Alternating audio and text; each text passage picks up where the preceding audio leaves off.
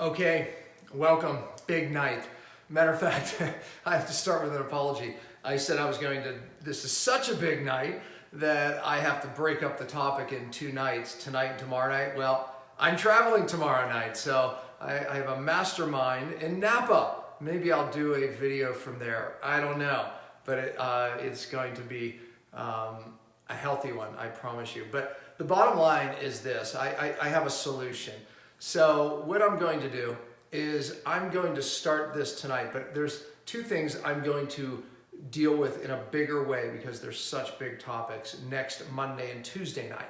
So next week, Monday, Tuesday, and Wednesday, be prepared. So set your clocks, you put it on your calendar. Do we even have calendars anymore? It's in the phone, right?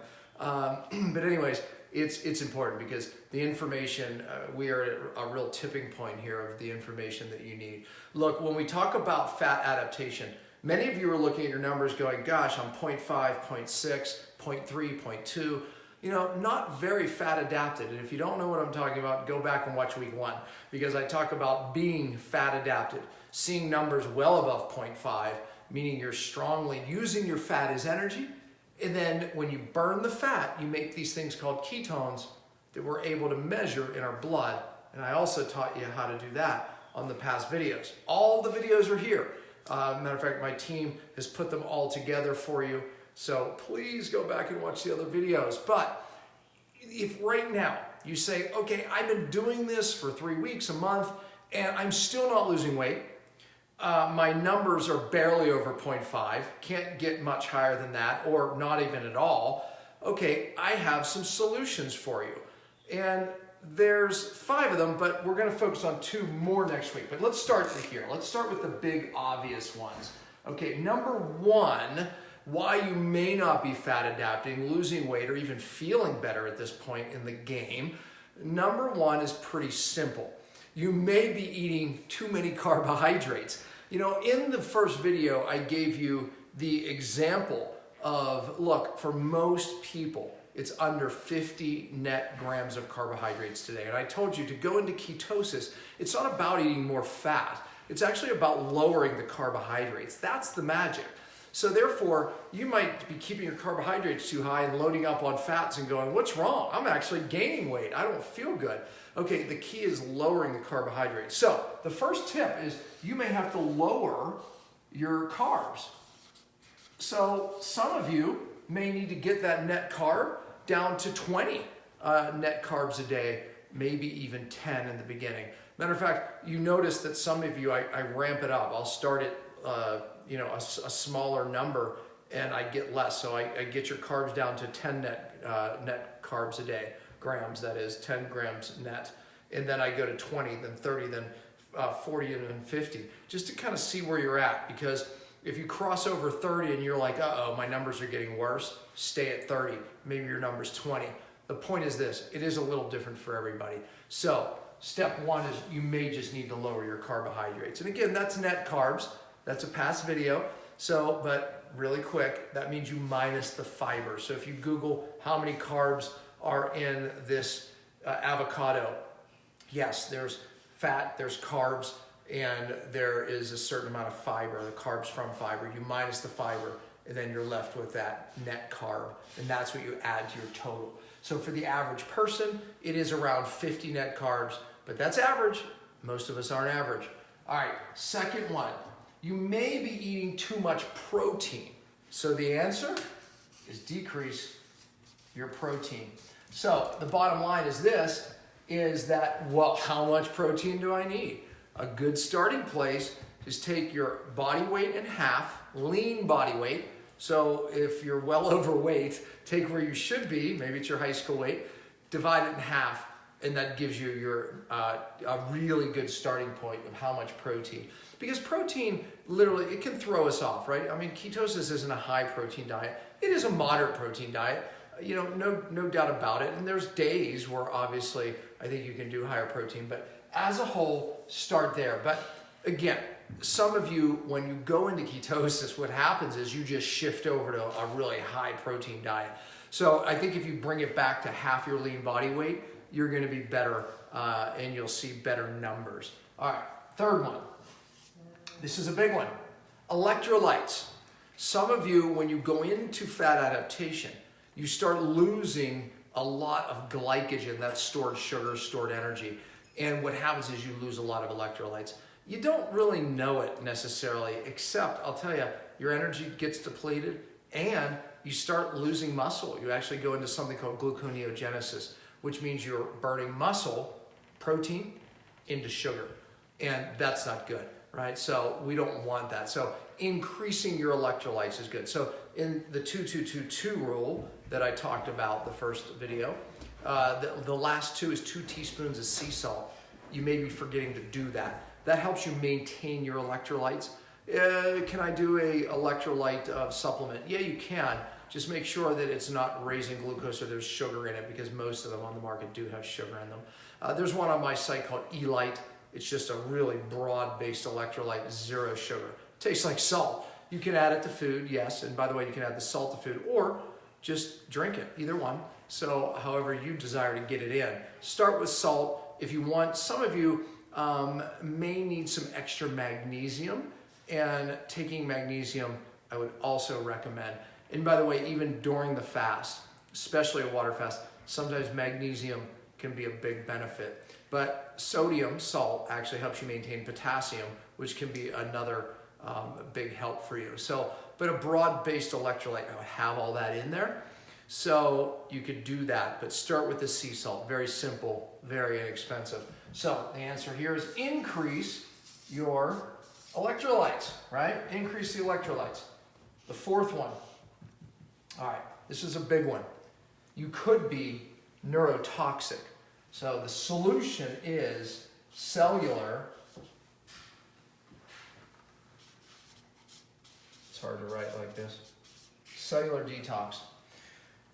Cellular detox. I talked, if you didn't see last night's video with my son, he actually talked more about that than I did, about how that transformed his world. He got a lot of lead from my wife, his mom, and that lead went generation. And by the way, lead literally gets inherited physically 4 generations.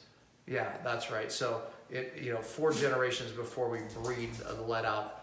No doubt my parents had very high lead levels. That puts it right into us. In utero, the lead comes from mom's bones. It's normal to lose bone during pregnancy, and out comes the lead. So that was my kid's story, and that's why my kids are all very proficient at detoxing. The 2 that we adopted later, they had different sources, especially of mercury. They too became proficient at cellular detox. The bottom line is this though, and I'm gonna flip this. I'm gonna build, this is one of the topics, I'm gonna circle this. Meaning next week, I'm gonna expand upon this much greater. But I'm just gonna tell you this right now. Most people today are understanding that they can't lose weight loss resistance because of toxins. The problem is this, they're getting led to what's in the health food stores, right? The 10-day cleanse, the liver cleanse, whatever it is. Most of those are poopers, that's what I call them, because they make you go to the bathroom more. And there's nothing wrong with that, that's actually maybe a good thing. But it's not really where the problem is. So when you look at a cell, every cell has these receptors on them. And these receptors are how everything communicates to every cell in your body, including your hormones. So I can look at a thyroid hormone, which is a hormone that you need to burn fat as energy. It communicates with your mitochondria. And this is where you ultimately make ATP, that's your energy. You take fat and burn it, or take sugar and burn it. But the bottom line is T3 is a very important component to that. There's other ones. Insulin is a big fat storing or fat burning hormone, right? There's leptin that helps you burn fat, controls your hunger. So there's many hormones. I mean, I would even put testosterone here. But the bottom line is all of these hormones play a huge role in if you're burning fat. So when you say, gosh, I eat so good, I do this, I do that, and I'm still not losing weight, it's a hormone issue.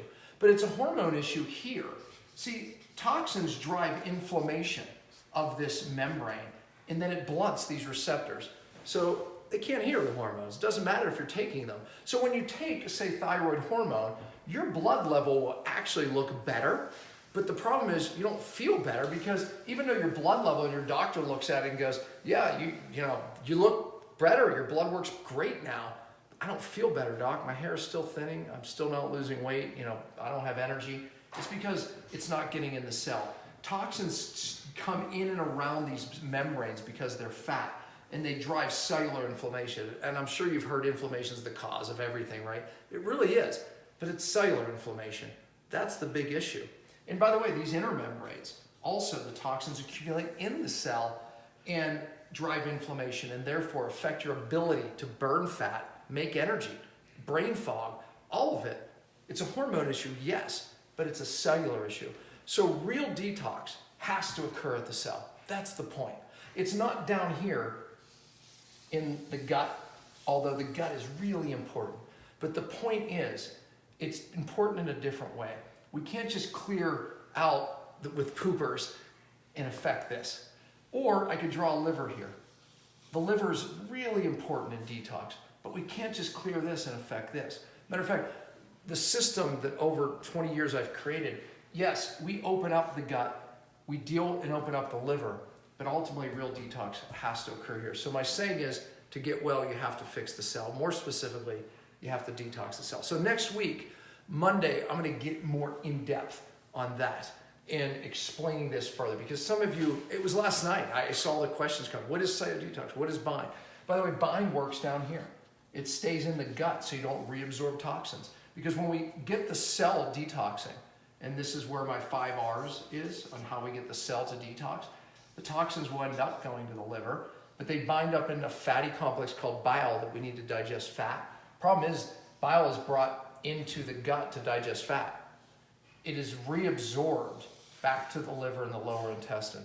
So many people are trying these different detox strategies, and all they're doing is auto-intoxicating, even here or down here. So we use things like cytodetox here, I'll call it cyto, to make sure that we don't reabsorb toxins other places. It grabs on, doesn't let go, and brings them out of the body.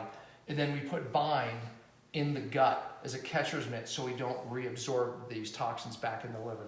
It's a strategy that I created years ago, and we've been using for many, many years and improving upon. So I'll expand that next week. Let's go back. I'm going to expand on that next week, but let's go back to the last one, which is really the big topic tonight. And this is, the solution is something I call diet variation. So diet variation is basically changing your diet. Look, every one of us watching this, or every one of you watching this, probably have a diet that you say, this is the diet that helped me and this is the diet. Paleo, keto, vegan, vegetarian, whatever it is. The reason we stay hard in these camps, and we have all these different people in these camps, is because that diet most likely helped you. So therefore you're very strong-hearted about it, which is great. But what research shows is that changing your diet is actually the magic, hormonally. Matter of fact, we create a hormone optimization every time we change our diet. There's a lot of theories here, but one of which is when you change your diet, you force a change in the microbiome, and that's your gut bacteria. And that has a lot to do with our hormones and even how we burn fat as energy in our cells. So we need to change the microbiome. Taking bacteria isn't really the answer there. But when we change our diet, it's a big answer of how we as a group of doctors fix the gut. But it's also how we drive a hormone optimization. Look, when you look, in my book, Beyond Fasting, I talk a lot about that. I have 2 chapters dedicated to this. Adaptation is the key. And the best example I can give you is exercise, right? When you first start exercising, you get great results. And then it just kind of plateaus. And then it'll even start to decrease. And then you change your exercise again. And then you start getting results again. The point is really, exercise enthusiasts, people that know what they're doing, great trainers, they know to keep changing things. Because you're changing and forcing the body to adapt again. It works. In my book, I talk about hot, cold. Why does hot, cold make us lose weight or kick us out of weight loss resistance? Because it forces adaptation. I make the argument that so does dietary change. So when you change your diet, you force a hormone shift. And that hormone shift, as well as the change in the microbiome, can kick you into weight loss again. So again, well, I can't eat certain foods. No, eat the foods you're good with, but just change what you're eating. So meaning that, okay, let's say you do really well with more vegetables, change what you're eating. And by the way, every ancient culture does this. They're forced to change their diet. I call it feast-famine cycles. They're even forced to go without food. They're forced to change their food. I don't care where you live, these changes occur. Today, the problem is we can go to Whole Foods or somewhere and we can eat the same foods again and again. It's not good for your diversity, your microbiome diversity. It's not good hormonally. So seasonal variation, I'm a believer, and I give all these strategies in my book. I'm a believer in switching the diets. Sometimes I switch my diet even in just a couple weeks. Purposely, I switch it. Next week, I'm going to teach you monthly variation strategies. Hang in there, ladies, especially you, because there's a way to optimize your hormones by doing this monthly variation. And this we discovered, my doctor group and I, and it's very clever. So you're going to have to wait on that one. But I'm going to give you one goal this week, and it's called my 511. Okay, this is a weekly variation strategy that you should all do right now to help you start your cells burning fat better. So what we want to do, there's a principle that I call metabolic mitochondrial fitness, MMF. What we do is if we stress, like exercise, our mitochondria, remember that's in our cells where we burn fat, if we stress them, bad cells don't adapt, bad mitochondria don't adapt. Science shows that. So what happens is we get our mitochondria, they either get stronger or our body gets rid of them and makes better ones. How do we do that? How do we exercise our mitochondria through this metabolic mitochondria fitness? Well, the 511 starts the process, and I'm going to expand you in this. But what we do is the 5 days already, you're in keto right now, okay? You're intermittent fasting in keto, eating in your window. And by the way, a little reminder this week, shrink your window. So if you're doing 10 hours, try 8. If you're doing 8, try 6. If you're doing 6, try 4. You get the point. Just keep squishing that window down. That's metabolic mitochondrial fitness, shrinking your eating window. It stresses the mitochondria. It has to burn fat. If you're going longer without food, we're stressing it. That's what we want. That's more exercise. Just like exercise, you don't start by running 10 miles. You work up to that, right? You destroy yourself. Same with this. We want to exercise the mitochondria a little bit at a time. So start shrinking your window. Now, we want to keep doing our keto and our intermittent fasting daily, shrinking our window. But this one is we're going to add a fasting day. That can mean many things. So feast, famine. So this is going to be the famine, okay? I said fast, but it could say famine, okay? Famine day. So what we're going to do is emulate ancient cultures, or emulate ancient cultures, and we're going to not have food. We're going to stress ourselves. We're going to stress our innate intelligence so our body has to hormonally adapt. Our DNA is set up for this. Believe me, it is, and the studies show that. So what we're going to do is either go without food for a day. All right, some of you are like, what? Okay, don't do that if that's you. So choose, maybe you eat just one meal. Maybe you eat one meal that's 500-800 calories. That's emulating a partial fast, right? You choose. I don't care when you do it. Just choose, eat one meal at least, or maybe you go until the next day. All right, so we're going to stress the mitochondria. This is as important as the fast day, and this is the feast day. All right, the feast day is as important as the fast day. I know that sounds hard to believe, but here's what happens. When you go low carb, you're strict, and the body goes, okay, if I'm only able, you've diminished my carbohydrates, I'm only able to use fat, it gets very clever. It wants to hold on to that fat. Why? It wants to survive. Its number one thing to do is survive.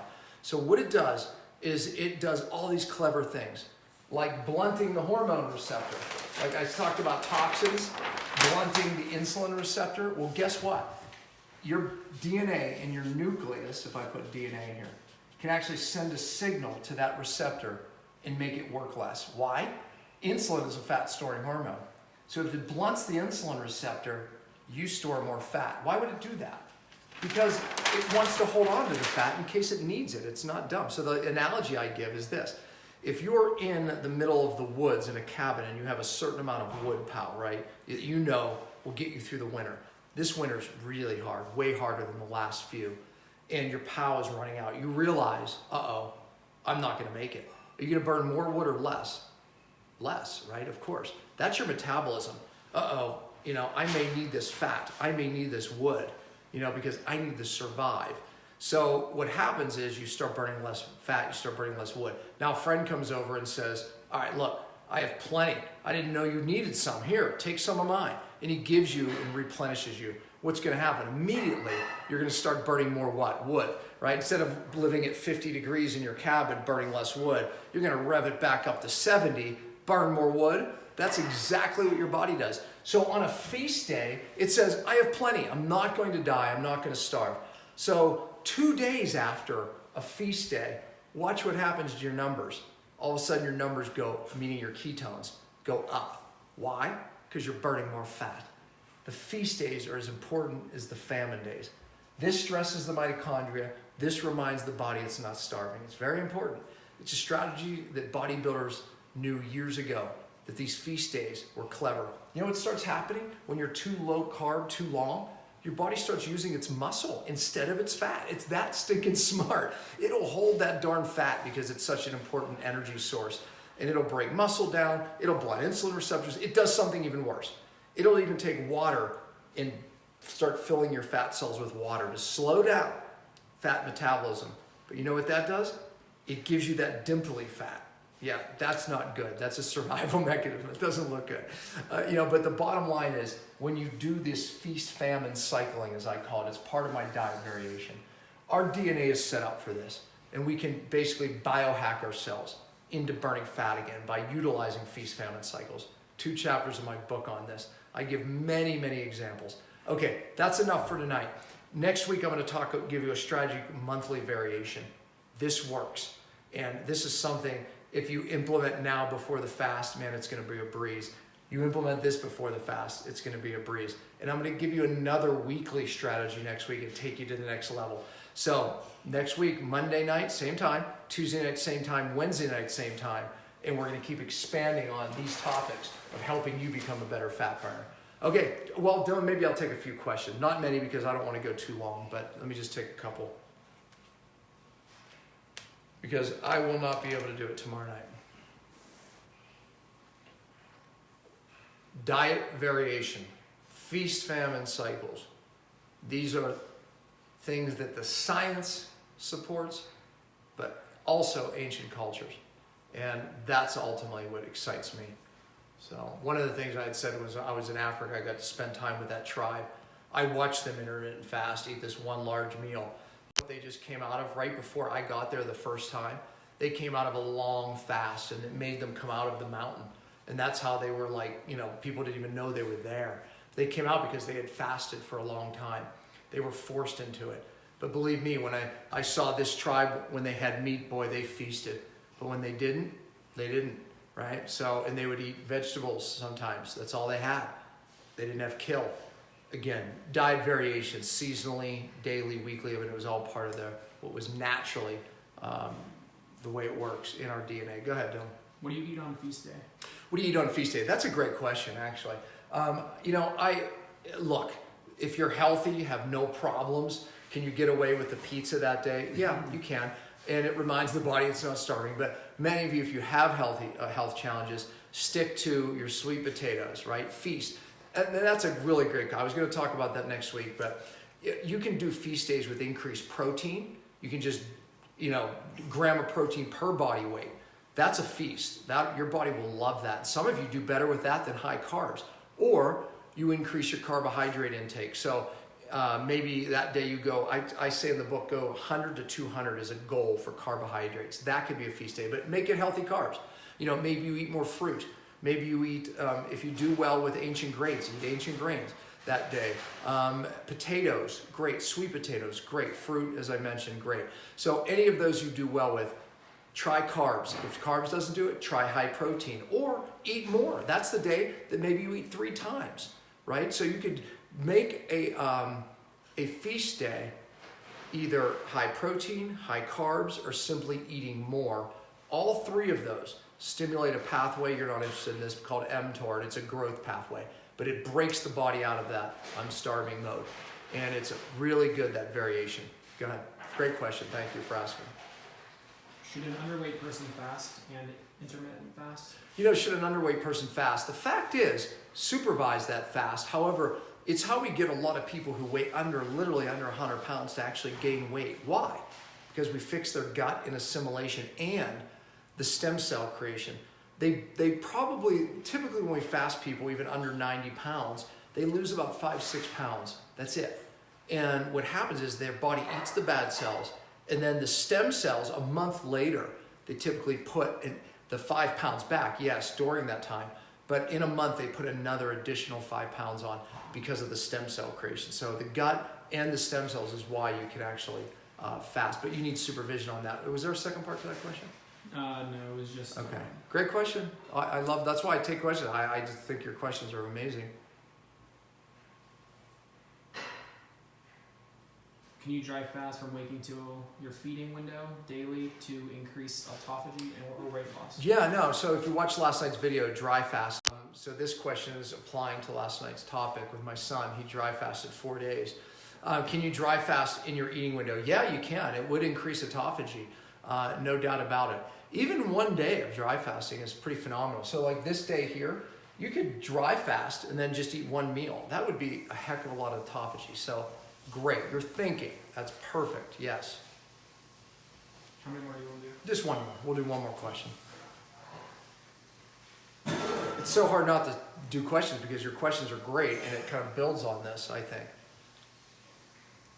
I think I was in ketosis too long and my body started eating my muscles instead of fat. Yeah. Can this be fixed by doing the feast and Yes. or talk? Yes. So the person said, I think I've been in ketosis, low carb, too long, and my body started feasting from its muscle. That was a conversation a couple years ago I had with Joe Mercola. He said, yeah, I've been like, no one's more disciplined, than Joe. And he's saying, I'm losing muscle, I'm gaining belly fat, what's going on? I said, same thing happened to me, Joe. We were disciplined. Eventually, genetics determines when. Eventually, you will start eating your muscle and gaining fat. It just happens. And yes, to the answer to your question is yes, this will solve your problem. So, Joe immediately started putting 2 feast days in a week, actually.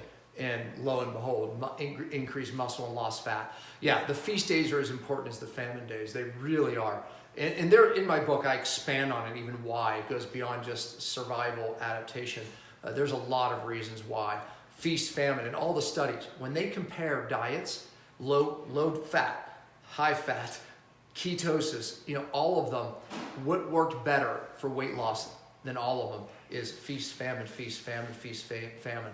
And I interviewed a scientist, Kristen Verde, and she talked about that. And one of her studies showed the feast, famine works better for weight loss. And I said, why is that, Kristen? And she said, well, it's because it forces adaptation. Bingo.